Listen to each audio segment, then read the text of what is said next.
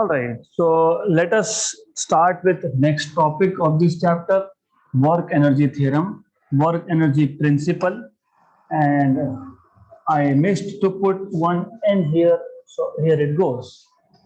Work energy theorem और principle. अब बहुत easy topic है. If I ask you, let us say हमारे पास एक object है. We have object. You can say this object is at rest, और हम लोग एक केस लेते हैं जिसमें इस ऑब्जेक्ट में this object is having mass m, it is moving with some initial velocity u. What if I apply force?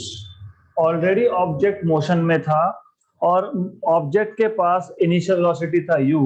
अगर मैंने मोशन की डायरेक्शन में फोर्स अप्लाई कर दिया तो ये फोर्स इस बॉडी को डिस्प्लेस करेगा, एक्सेलरेट करेगा. Very good. तो if you apply force, then this force will do work and it will increase the speed of this object, right? सबसे पहले याद रखना, ये जो हमने फोर्स अप्लाई किया, फोर्स ने वेलोसिटी इंक्रीज किया, मतलब फोर्स ने वर्क डन किया, right? Force is doing work. Work is a form of energy which can neither be created nor be destroyed. तो ये जो वर्क डन है, it will appear as increase in kinetic energy of the object. तो case number 1 अच्छे से समझ लो. हमको देखना है कि वर्क एनर्जी प्रिंसिपल क्या है. मैंने एक आपको एग्जांपल केस दिया है जिसमें हमारे पास एक ऑब्जेक्ट है जिसका मास m है. आप इस पे फोर्स लगा रहे हो, इसका इनिशियल वेलोसिटी u. फोर्स, जो फोर्स आपने अप्लाई किया उसने वर्क किया, उस वर्क ने क्या किया, इसका एनर्जी, इसका वेलोसिटी बढ़ा दिया. वेलोसिटी बढ़ा दिया मतलब इसका काइनेटिक एनर्जी बढ़ाया. क्यों? Because what is kinetic energy? Half m velocity square. Initial velocity u था तो initial kinetic energy was half m u square, finally half m v square. या फिर आप ऐसा भी बोल सकते थे कि initially object was at rest, u equal to 0, then you apply force. So when you apply force, this force basically will set the body into motion. तो इस फोर्स ने जो वर्क किया उसने वापस से इनिशियल ऑब्जेक्ट का काइनेटिक एनर्जी था 0, क्योंकि इनिशियल वेलोसिटी था 0. Then final velocity is v. तो वापस से you have, because the object is now in motion, तो जो वर्क आपने किया है, जो वर्क इस फोर्स ने किया है, वो work is converted to kinetic energy. Other way round. ये दोनों केसेस हो गए इंक्रीज इन काइनेटिक एनर्जी के. Initial velocity u was less than v, initial velocity is 0 and final is non zero. तो दोनों केस में जो भी वर्क किया है उस वर्क ने क्या किया, काइनेटिक एनर्जी को इंक्रीज किया. अब उल्टा सोचो, थिंक ऑफ इट. आपके पास एक ऑब्जेक्ट है जो ऑलरेडी इनिशियल वेलोसिटी u के साथ मूव हो रहा है अलोंग पॉजिटिव x एक्सिस. मैंने एक फोर्स लगा दिया opposite to the direction of motion. क्या होगा? डी एक्सेलरेशन होगा. मतलब ये जो फोर्स है ये अपोजिंग फोर्स है. ये जो फोर्स है ये मोशन को अपोज करेगा. इन this case how do you से इट? पहले दो केसेस में work is done on the body, and in that case when the work is done on the body in the direction of motion, then the work done basically increases kinetic energy. यहाँ पे work is done by the body, किस पे? against the opposing force. तो second case में kinetic energy of the body will decrease, क्योंकि अब इस case में वर्क कौन कर रहा है? बॉडी. किस पे कर रहा है? अपोजिंग फोर्स पे. वर्क कहां से आएगा? इसके पास जो एनर्जी है उसी में से आएगा. तो अगर इस ऑब्जेक्ट का इनिशियल वेलोसिटी था u और अपोजिंग फोर्स था, तो अपोजिंग फोर्स को ओवरकम करने के लिए इस बॉडी ने वर्क किया. Work is energy which can neither be created. कहां से आया एनर्जी? इसके पास जो काइनेटिक एनर्जी है उसी को यूज किया उसने to do work against the force. तो in this case work done by the body against the force decreases the kinetic energy of the body. इस केस में बॉडी स्लो डाउन होगा. That is why here you will say the kinetic energy of the body is decreasing. पहले दो cases में the kinetic energy is increasing. तो in general work done on the body या फिर bye the body appears as change in kinetic energy, that is nothing but work energy principle, work energy theorem. अब एक confusion यहाँ पे ये भी होता है, मैंने आपको एग्जांपल दिया था कंजर्वेटिव फोर्स का। मैंने आपको बताया था कि यू हैव ऑब्जेक्ट जो ग्राउंड पे था, हमने वर्क डन करके इसको ऊपर रख दिया at some height, that work is converted to potential energy. फिर मैंने ऐसा यहाँ पे क्यों नहीं बोला, why did I not say work is converted to potential energy? क्योंकि इस केस में हम कोई और फोर्स एग्जिस्ट करता है ऐसा ले ही नहीं रहे। कहीं भी बोला है क्या ग्रेविटी है? No, only force there is this external force F, right? तो आप जब वर्क एनर्जी थ्योरम डिफाइन कर रहे हो, आप यहाँ पे अज्यूम कर रहे हो कि there is no other force other than external force F. ये फोर्स अगर मोशन की डायरेक्शन में हुआ तो वो काइनेटिक एनर्जी को इंक्रीज करेगा, अगर ये फोर्स मोशन को अपोजिट डायरेक्शन में रहा तो वो काइनेटिक एनर्जी को डिक्रीज करेगा। गुड, देन अब सिर्फ बोलने से नहीं चलेगा कि work is converted to kinetic energy या फिर work is appearing as change in kinetic energy, we have to prove this. तो सबसे पहले ये जो वर्क एनर्जी थ्योरम है इसको हम लिख लेते हैं। बहुत सिंपल है, इट इज, हर एक बुक का लिखने का तरीका अलग अलग है, so I don't know how your books will write exactly, but I will write it in a very simple language. तो बहुत इजी है, according to work energy theorem और principal,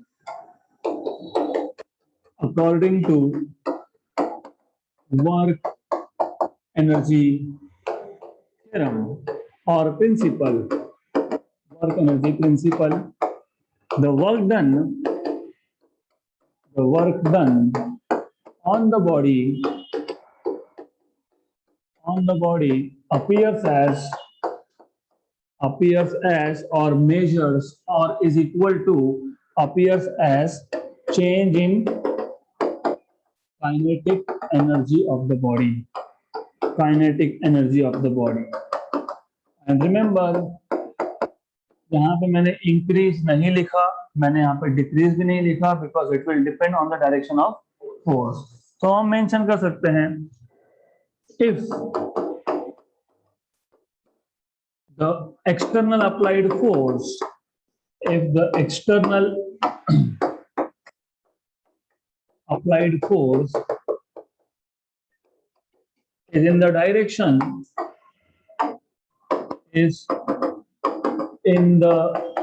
direction of motion, is in the direction of motion,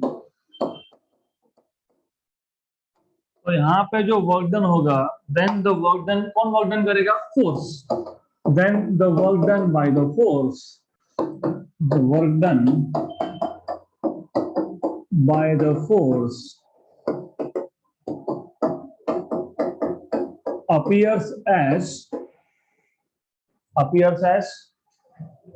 increase in kinetic energy, right? तो simple है, अगर आपके पास जो external force है वो अगर डायरेक्शन ऑफ मोशन के डायरेक्शन में है, तो work done by the force on the body, it will do what? It will accelerate the body, मतलब उसका वेलोसिटी बढ़ेगा। वेलोसिटी बढ़ेगा मतलब काइनेटिक एनर्जी बढ़ेगा। So it appears as increase in kinetic energy of the body,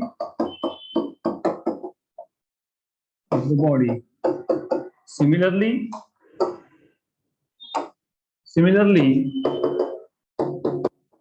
if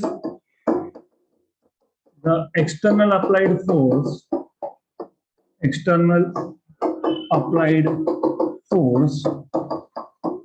is opposite to the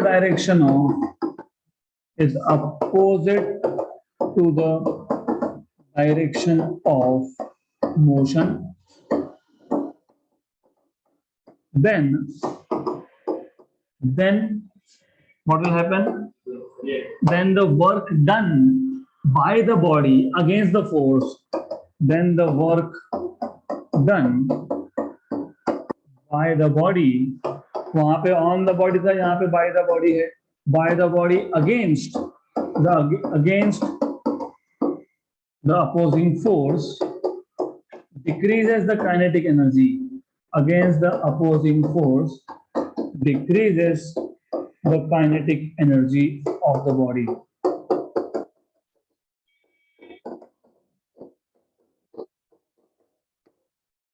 So it is pretty simple thing. सिर्फ direction of motion पे ध्यान होना चाहिए, राइट. अब हमने जो कुछ भी लिखा है, we have to prove this. तो हम क्या करेंगे, हम पहला केस प्रूव कर देंगे कि जब डायरेक्शन ऑफ मोशन के डायरेक्शन में फोर्स लगा, तो इन दैट केस ये जो वर्क डन है it is equal to increase in kinetic energy. तो you have to prove this. So how to prove? It is very easy. Prove now. Prove कैसे करोगे? पहले तो एक ऑब्जेक्ट लेना पड़ेगा, फिर हमको देखना पड़ेगा, बताना पड़ेगा this object of mass m is moving with initial velocity u, right. फिर हम बोलेंगे let f be the force acting on this object in the direction of the motion. Let this force increase the velocity of the object from u to v. So consider an object of mass m moving with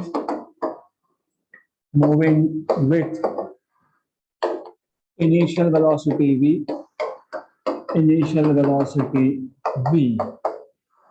Let f be the external applied force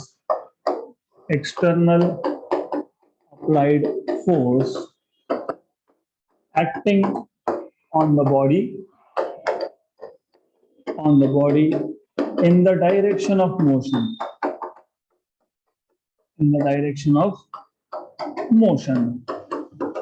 right. अब ये force क्या करेगा? ये force displacement में produce कर सकता है, end of course displacement तो करेगा ही करेगा.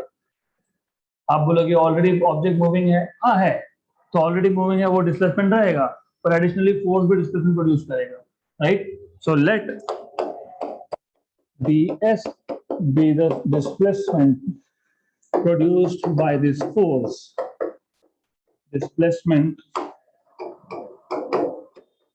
produced by this force.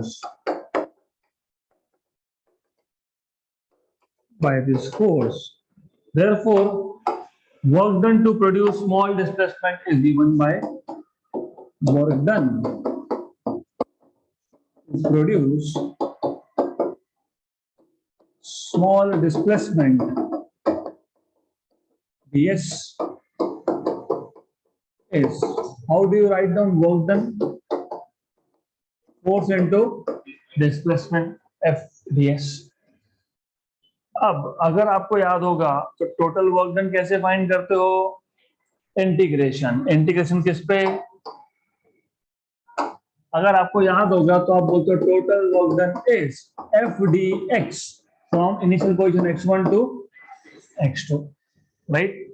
अगर आपको याद है तो हमने लास्ट एग्जांपल भी किया था जिसमें फोर्स था 3x square minus 2x plus 1, और ये था dx, और आपके पास था इंटीग्रेशन, और आपको इनिशियल वैल्यूज दी थी 0.2 टू 0.4, 20 सेंटीमीटर टू 40 सेंटीमीटर. यहाँ पे थोड़ा मैथमेटिक्स पता होना जरूरी है. आपने इंटीग्रेशन का वेरिएबल यहाँ पे x क्यों रखा? क्योंकि आपके पास इंफॉर्मेशन किसकी थी? x की थी, राइट. हमारे इस केस में कहीं पे भी हमने मेंशन किया कि ऑब्जेक्ट इनिशियली x1 पे था, फिर x2 पे गया? नहीं.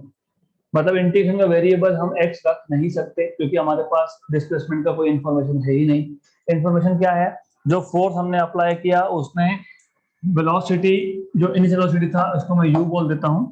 इनिशियल वेलोसिटी u को क्या कर दिया? v. The force you are applying is in the direction of motion. मतलब अगर इनिशियल वेलोसिटी u था तो फाइनल होगा v. तो अगर मैं यहाँ पे इंटीग्रेशन के वेरिएबल को x की जगह पे v लिख पाऊं तो देन आई कैन इंटीग्रेट. तो do you know what is force according to second law? Mass into acceleration. So therefore you will have work done equal to m. A is dv by dt, याद होगा आपको acceleration is dv by dt, rate of change of velocity. अब एक काम करो, dv को वहां लिखो और ds को यहां लिखो, तो change the positions of these two variables, m ds by dt और ये आ गया dv। What is ds by dt? Velocity, simple, क्योंकि displacement upon time that is velocity, therefore work done is equal to mv dv। Correct, clear, easy. अब आप बोल सकते हो कि टोटल वर्क डन, ये तो वर्क डन है to displace by small displacement ds, total work done by the force in changing the velocity from u to v is, say therefore total work done by force F in changing velocity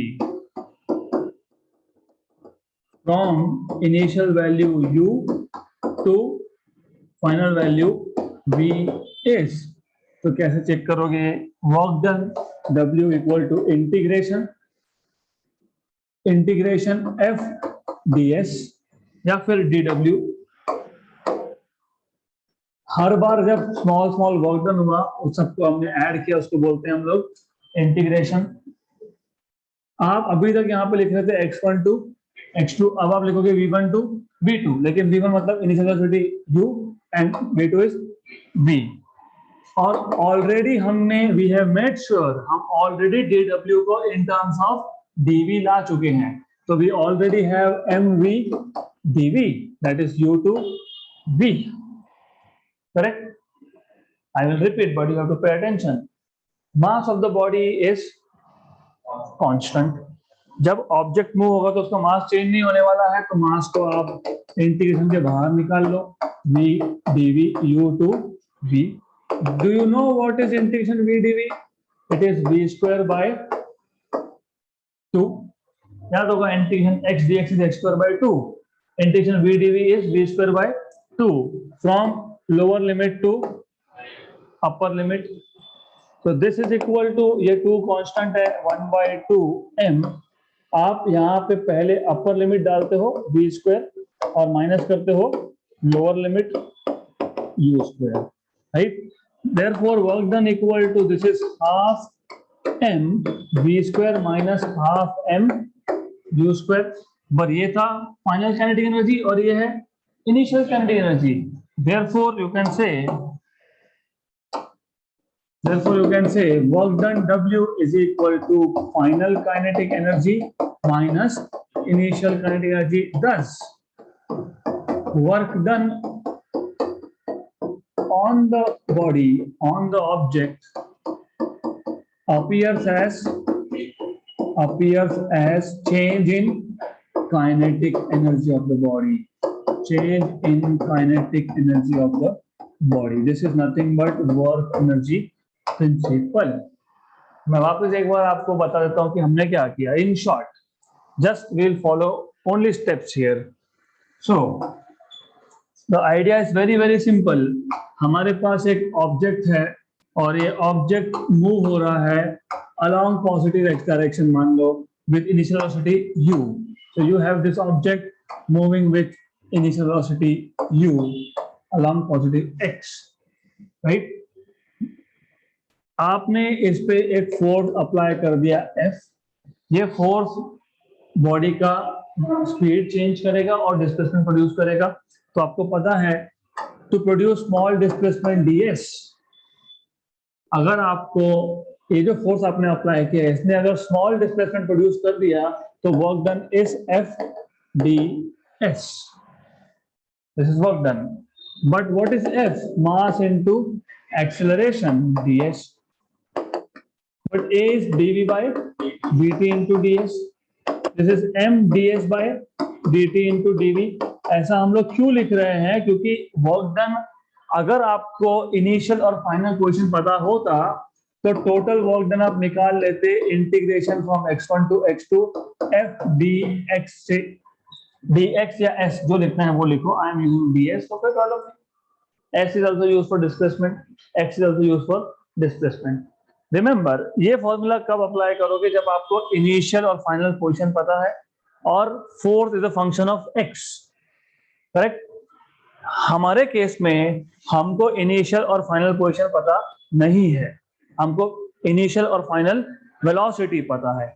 number 2, हमारे पास force as a function of x नहीं है, हमारे पास force as a function of v है, as you can see here. तो dw equal to m, ये है v, ये है dv। तो in this case of course ये बताना चाहिए, this is nothing but work done is force into displacement and force we have written in terms of velocity m dv by dt। तो इसके लिए हम ये वर्क डन का फॉर्मूला, टोटल वर्क डन का फॉर्मूला यूज नहीं कर सकते। Total work done will be integration किस पे? इनिशियल वेलोसिटी से फाइनल वेलोसिटी तक dw, और आपने अभी अभी dw को डिराइव किया है, दैट इज mv dv। यहाँ पे m है कांस्टेंट, इंटीग्रेशन के बाहर v dv from initial velocity v to final velocity, initial velocity u to final velocity v। तो अब आपको पता होना चाहिए v dv का इंटीग्रेशन का फॉर्मूला आता है v square by 2 from u to v। तो यहाँ पे हाफ कांस्टेंट बाहर m। अब इसमें आप v की जगह पे पहले अपर लिमिट डालोगे तो v स्क्वायर, माइनस आप लोअर लिमिट डालोगे तो u स्क्वायर। तो ये आ गया आपके पास half m v square minus half m u square. So this is final kinetic energy, this is initial kinetic energy. So work done is equal to final kinetic energy minus initial. That means the work done on the body is appearing as increase, मतलब change in the kinetic energy of the system. So simple.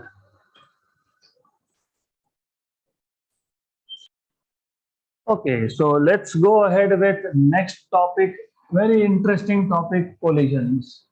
So first of all, what is collision? तो collision में होता क्या है? You have particles, you have objects coming together. During collision, many particles come together, they interact मतलब exert force on each other and then scatter in different directions. तो मैं अभी बता रहा हूँ कोलिजन में होता क्या है। अब कोलिजन में हम अलग अलग टाइप की कोलिजन देखेंगे। So there are basically, we will be going through two basic types of collision. One is collision in one dimensional along a straight line, other is in a plane. तो क्या होता है if I take collision in a straight line, इस case में क्या होगा? First of all, एक there are two particles, two objects, two masses, दोनों मूव हो रहे हैं। अब इसके अलग अलग केसेस है, हम वो सारे केसेस बाद में देखेंगे। सिर्फ इंट्रोडक्शन के लिए समझ लो कि यहाँ पे दोनों पार्टिकल्स जो है they are moving along the same direction. पहले ऑब्जेक्ट का इनिशियल वेलोसिटी है u1, दूसरे का है u2। इसको हम लोग बोलते हैं head on collision, head on, right. इस केस में what will happen is, definitely अगर आपको यहाँ पे कोलिजन चाहिए, कोलिजन अगर होना चाहिए तो initial velocity of one has to be greater than 2, नहीं तो क्या होगा? नहीं तो सेकंड ऑब्जेक्ट हमेशा आ गई है। सेकंड ऑब्जेक्ट का अगर वेलोसिटी ज्यादा हुआ पहले से तो कोलिजन होगा ही नहीं। It is just like you chasing your friend, you chasing your friend, आप वो आपसे फास्ट भागते जा रहा है आगे, तो you can not go and catch. तो रिमेंबर, यहाँ पे टू हैव कोलिजन, अगर दोनों का डायरेक्शन ऑफ मोशन सेम है तो जो ऑब्जेक्ट पीछे है उसका वेलोसिटी जो ऑब्जेक्ट आगे है उससे ज्यादा ही होना चाहिए, otherwise there will be no collision at all. या फिर सेकंड केस ऐसा भी बोल सकते हो कि second object should be at rest, या फिर आप ऐसा भी बोल सकते हो that both the objects are approaching each other, मतलब दोनों का direction of motion is opposite, तो you can say both are approaching each other. इस केस में ये कंडीशन की कोई जरूरत नहीं है, राइट? ओके, तो होगा क्या? होगा ये, इन this case I will stick to the basic case of both the objects moving along the same direction. इस केस में before collision initial velocity of object 1 is u1 and that of 2 is u2 and u1 should be greater than u2. जब collision होगा तो क्या होने वाला है? When they will collide, you will see that these two bodies are interacting, right? ये है during collision.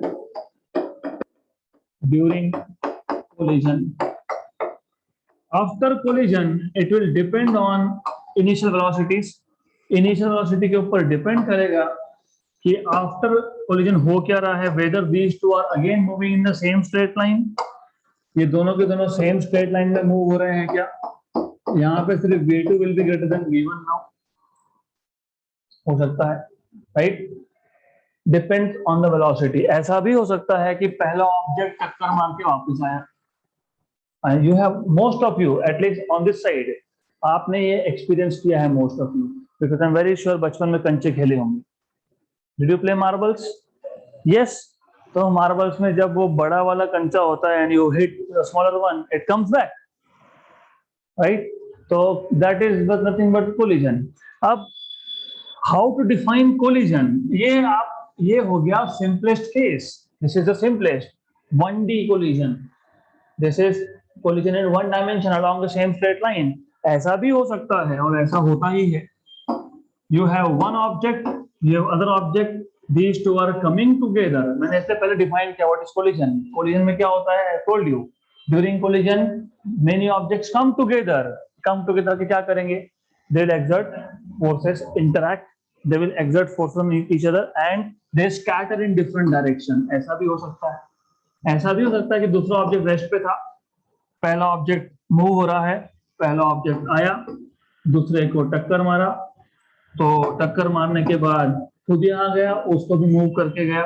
तो दिस इज व्हाट हैपेंस. तो it is scattering. So during collision many objects come together, they interact, मतलब they exert force on each other and then they scatter in different direction. तो हम दोनों ही cases discuss करेंगे, but to start with basic, पहले हम collision को define करेंगे, फिर हम देखेंगे कि कोलिजन में कौन कौन से फिजिकल पैरामीटर कांस्टेंट रह सकते हैं, उसको बोलते हैं कॉन्जर्व. जैसे आप बोलते हैं टोटल एनर्जी इज कॉन्जर्व, मतलब total energy is constant, fix. तो वैसा हम देखेंगे. तो let us first define what is collision. During collision many objects, particles, masses, जो भी बोलना हो, come together, interact मतलब exert force on each other and scatter in different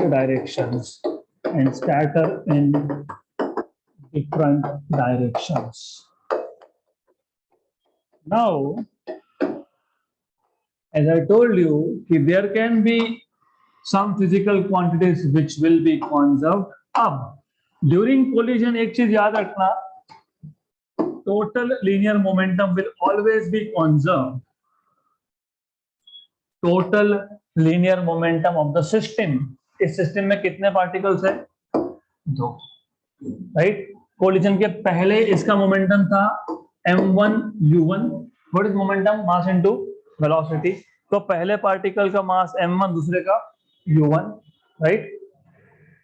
दूसरे पार्टिकल का मास m2 और u2. पहले पार्टिकल का मास m1 है, उसका स्पीड u1 है, दूसरे पार्टिकल का मास m2 है, उसका स्पीड u2 है. कब? Before collision. कोलिजन होने के बाद क्या हुआ? इसका मास तो चेंज होगा नहीं, वेलोसिटी चेंज हो गया v1 और इसका भी वेलोसिटी हो गया v2, राइट? देखो ड्यूरिंग कोलिजन हो क्या रहा है? ये हो रहा है कि इंडिविजुअल मासेस का वेलोसिटी चेंज हो सकता है, होता है, राइट? इंडिविजुअल का मतलब पार्टिकल नंबर 1 का वेलोसिटी चेंज हुआ, ओके. पार्टिकल नंबर 2 का वेलोसिटी चेंज हुआ, ओके, फाइन. इसका मोमेंटम चेंज हुआ, यस, क्योंकि वेलोसिटी चेंज होगा तो मोमेंटम चेंज होगा, राइट। लेकिन पूरे सिस्टम का मोमेंटम, कौन सा momentum, linear momentum will be conserved, will be constant। तो याद रखना, during a collision total linear momentum of entire system is constant because there is no external force. जो भी फोर्स था वो फोर्स ऑफ इंटरेक्शन था between the particles, between the objects. बाहर से कोई फोर्स था क्या? हमने बोला कि यहाँ पे ग्रेविटी है? नहीं। हमने बोला हमने एक्सटर्नल फोर्स लगाया? नहीं। तो जब जब एक्सटर्नल फोर्स नहीं होता है तब तब total linear momentum is conserved. मतलब अच्छे से समझ लो, इजी टॉपिक है। मतलब ये कि total momentum of the system before collision कितना? Total momentum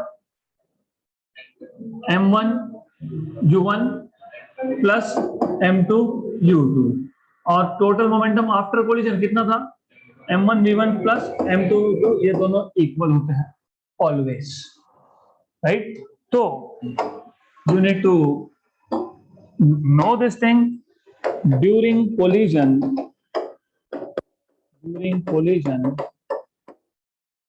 the linear momentum, the total linear momentum, ये इंपॉर्टेंट है क्योंकि इंडिविजुअल मासेस का मोमेंटम चेंज हो ही रहा है क्योंकि उनका वेलोसिटी चेंज हुआ, लेकिन टोटल सिस्टम का, so during collision the total linear momentum of the entire system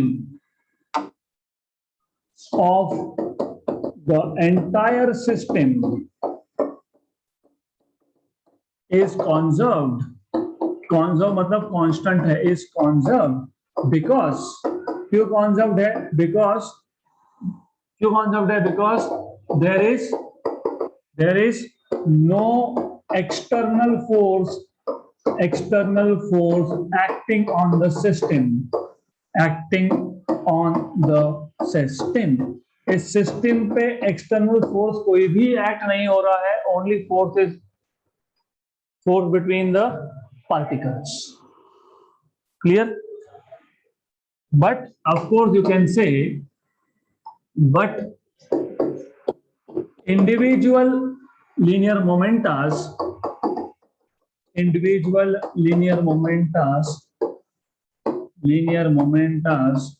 momenta of the particles change, क्योंकि ऑफ कोर्स वेलोसिटी चेंज हुआ तो इंडिविजुअल चेंज होगा। अब आप बोलोगे लेट u1 एंड u2, एक काम करते हैं, पहले दो पार्टिकल्स ले ही लेते हैं। Consider two objects, particles of masses m1 and m2 moving with initial velocities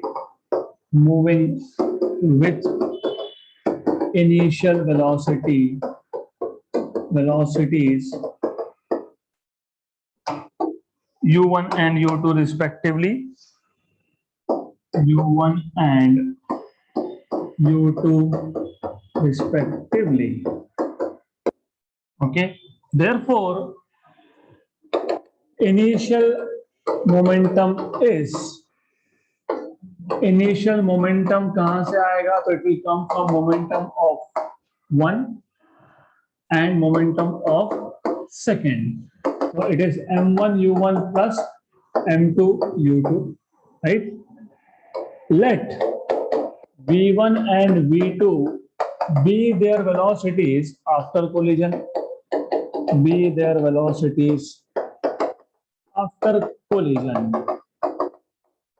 therefore final momentum is p1 dash, so final को मैं dash इंक्लूड कर रहा हूं, plus p2 dash, this is m1 v1 plus m2 v2। therefore आप बोल सकते हो since total linear momentum is conserved, total linear momentum is constant या कंजर्व्ड बोल सकते हो। therefore you will say, therefore you can say initial momentum is equal to final momentum, initial momentum equal to final momentum। और initial momentum आपके पास है m1 u1 plus m2 u2, ये है आपके पास m1 v1 plus m2 v2, right. So that is all about conservation of momentum। लेकिन of course आपको पता होना चाहिए, अब दो ही ऑब्जेक्ट है, मैं 3 ले सकता हूँ, मैं 4 ले सकता हूँ, मैं 10 ले सकता हूँ, मैं 15 ले सकता हूँ मेरे ऊपर। तो हर बार हम ऐसा लिखेंगे क्या, हम बोलेंगे समेशन mi ui। यहाँ पर कितने ऑब्जेक्ट्स है, 2, तो i रन फ्रॉम 1 to 2, है ना। आपको याद होगा समेशन कन्वेंशन, जब आपको addition of very large number लिखना होता है तो आप i से यूज करते हो MIUI, i run from 1 to 2 in this case. मतलब पहले i की वैल्यू 1 डालो तो m1 u1, फिर दूसरा डालो m2 u2 और दोनों को ऐड करो। 3 लिखूंगा तो मैं m1 u1 plus m2 u2 plus m3 u3, है ना। इसको बोलते हैं आइंस्टाइन समेशन कन्वेंशन। तो this is equal to summation mi vi, i run from 1 to 2, क्योंकि दो ही ऑब्जेक्ट्स है हमारे पास, right?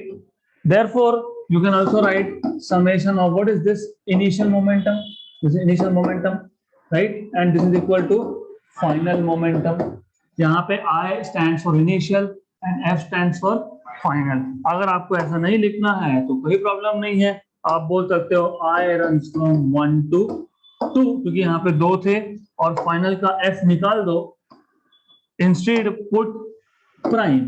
तो this I is for variable I runs from 1 to 2, I और I, ये यहाँ पे डैश नहीं है, मतलब ये इनिशियल मोमेंटम है, और डैश है मतलब वो फाइनल मोमेंटम है, ऐसा भी लिख सकते हो। तो नोटेशंस इज समथिंग आप खुद सिलेक्ट कर सकते हो हाउ टू डिनोट, राइट। अब तक हमने सिर्फ कोलिजन क्या होता है वो हमने डिफाइन किया। Collision is interaction of many objects coming together and then going in different direction, scattering, right. फिर हमने देखा कि कोलिजन्स में हमेशा remember this, always linear momentum is conserved, always. बाकी कुछ चीज है जो कंजर्व्ड हो भी सकता है, नहीं भी हो सकता है, that is total energy, right. Yes, total energy is always constant. मैंने पहले भी बताया आपको, सिस्टम में कोई भी सिस्टम हो, टोटल एनर्जी हमेशा ही कांस्टेंट होता है। तो कौन सा एनर्जी कंजर्व्ड हो सकता है, कौन सा नहीं हो सकता है, ध्यान नहीं है। I want you to think and pay attention. हमने यहाँ पे स्टार्ट किया है कोलिजन में क्या होता है, objects come together, then they do what, they exert force on each other. जब फोर्स की बात होगी तब तो वेलोसिटी चेंज होने की बात होती है। तो they come, they interact, मतलब exert force on each other, and then they scatter in different directions। Is this clear?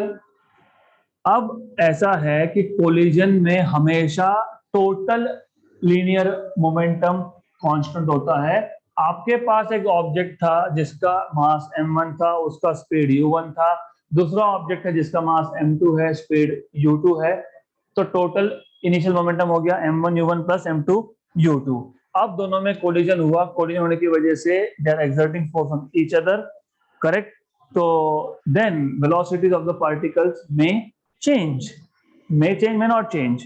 अगर चेंज हुआ तो अब पहले ऑब्जेक्ट का वेलोसिटी है v1, दूसरे का है v2, तो total final momentum is m1 v1 plus m2 v2, right. तो मैंने ये बताया कि कोलिजन्स के केस में हमेशा टोटल लीनियर मोमेंटम कांस्टेंट होता ही है, मतलब total initial momentum equal to total final momentum. Then there is something which may और may not be constant, that is kinetic energy. क्योंकि यहाँ पे पोटेंशियल एनर्जी की बात हो ही नहीं सकती। क्यों नहीं हो सकती पोटेंशियल एनर्जी कभी भी? इट इज बिकॉज कि वहां पे कोई दूसरा फोर्स फील्ड है क्या?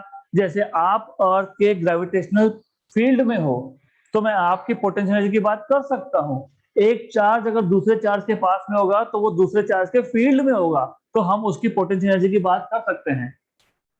जब यहाँ पे है ही सिर्फ दो मासेस और कोई फोर्स है ही नहीं, तो उस केस में पोटेंशियल एनर्जी की बात नहीं होती है, यहाँ पे सिर्फ बात होगी काइनेटिक एनर्जी की, because the energy possessed by the body on account of its motion, that is kinetic energy, and both the objects were in motion. तो अब there are two types of collisions. So collisions can be classified into two types. Collisions can be classified into two types. एक उसको आप बोलोगे elastic collision.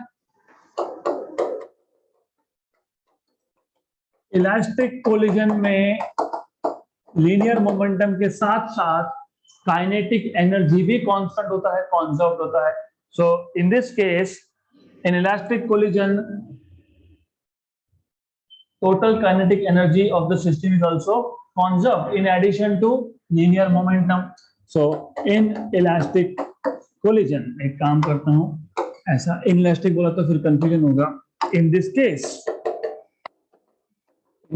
या फिर ऐसा बोल सकते हो, the collision in which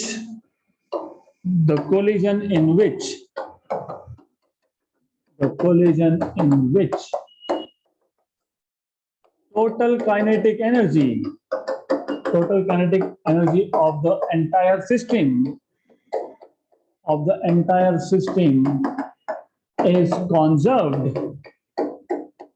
is conserved in addition to its linear momentum। मतलब यहाँ पे लीनियर मोमेंटम तो कॉन्जर्व्ड है ही है, क्योंकि मैंने पहले ही बता दिया किसी भी टाइप के कोलिजन में लीनियर मोमेंटम कॉन्जर्व्ड रहेगा ही। एडिशनली अगर टोटल काइनेटिक एनर्जी भी कॉन्जर्व्ड है, the collision in which total kinetic energy of the entire system is conserved in addition to its linear momentum is known as elastic collision. और इस case में there is no loss of energy. In this case there is no loss of energy, क्योंकि क्या है, सोचो, think ideally, आपके पास दो object थे, दोनों के पास एनर्जी तो था ना, energy half m(u1 square), m1u1 square, दूसरे का हाफ m2u2 स्क्वायर। अब दोनों का कोलिजन हुआ। अब हो सकता है कि कोलिजन के टाइम पे फ्रिक्शन हुआ, friction will lead to generation of heat, मतलब लॉस ऑफ एनर्जी, मतलब final kinetic energy will be less than initial. अगर there is loss of energy, तो यहाँ पे there is no loss of energy, so in this case there is no loss of energy, therefore you can say kinetic energy initial equal to kinetic energy final. But what is kinetic energy initial? Half m1u1 square plus half m2u2 square, and final is half m1v1 square plus half m2v2 square.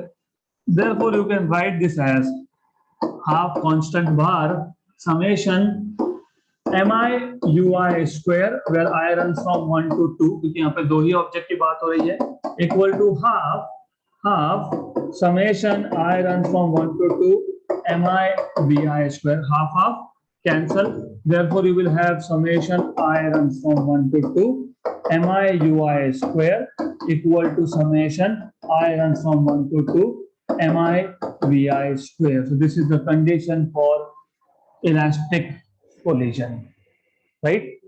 बहुत simple है। अगर अब ऐसा एक collision है जिसमें linear momentum तो कॉन्जर्व्ड है, लेकिन काइनेटिक एनर्जी कॉन्जर्व्ड नहीं है, उसको बोलोगे इन इलास्टिक कोलिजन। इलास्टिक में लीनियर मोमेंटम के साथ साथ क्या कॉन्जर्व्ड है? काइनेटिक। इन इलास्टिक में only linear momentum is conserved but not kinetic energy. Simple. So that's it for today. We will continue with inelastic in the next session.